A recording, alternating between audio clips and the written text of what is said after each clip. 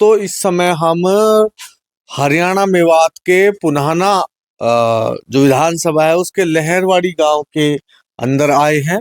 आपने वीडियो के अंदर देखा होगा कि एक लड़की है जिसकी आयु लगभग 30 साल थी और दिव्यांग थी, अपाहिज थी वो, और उसको जिंदा जला दिया गया। अब मैं बात करूं, इस परिवार के लोग यहाँ पर, पुरुष तो है नहीं और महिलाएं बात नहीं कर रही है, पर मैं आपको एक चीज बताऊं कि अगर किसी व्यक्ति के एक पतंगा भी लग जाता है तो मेवात को जाम कर दिया जाता है, मेवात के रास्तों को जाम कर दिया जाता है। यहाँ एक पूरी की पूरी लड़की जला दी गई, परंतु यहाँ इनकी कोई सुनने वाला नहीं है। इस गांव के अंदर भी हम कोशिश करेंगे जो गांव के लोग हैं उनसे बात करने की, पर जो इस घर में रहने वाले महिला है, लड़की की माँ है, लड़की की शायद बहन है, वो अभी तक हमसे बात नहीं कर पा रही है। वो कह रही है कि हम बात नहीं कर पाएंगे पूरी तरह से और जब तक पुरुष नहीं आ जाते।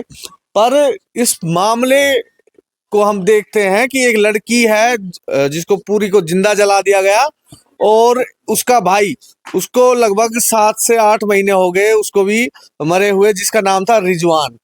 मामला चलता रहेगा, परंतु इन दो हत्याओं का जवाब कौन देगा ये भी हम पूछेंगे इन लोगों से। इनके गांव के लोग उस टाइम क्या कर रहे थे जब वो लड़की चल रही थी, तो उसे बचाने की कोशिश क्यों नहीं की गई।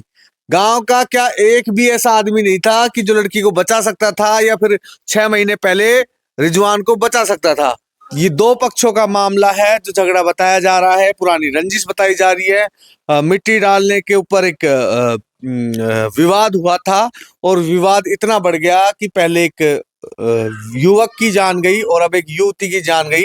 पर मैं इन मेवात के जो ये ठुलेदार, ये नेता बने हुए हैं, इनको मैं बताना चाहूंगा कि आपको अगर एक पतंगा लग जाता है तो आप सड़कें जाम कर देते हो। यहाँ एक पूरी की पूरी युवती चली गई 30 साल की आपके इस क्षेत्र से, और आपने यहाँ पर आकर अभी तक कुछ भी देखा नहीं है। इस घर की हालत देखिए कि बिल्कुल सूना मकान है। यहाँ की जो महिलाएं हैं वो तो बात नहीं कर पा रही है, पर यहाँ के जो पुरुष हैं वो गए हुए हैं। अभी एड्रेसिंग हमें इतनी ही सूचना दी गई है कि वो यहाँ पर अभी मौजूद नहीं है। पर क्या गांव के अंदर ऐसे लोग खत्म हो चुके हैं क्या? जान बचाने वाले लोग खत्म हो चुके हैं क्या? क्या जलती हुई लड़की को बचाया नहीं जा सकता था?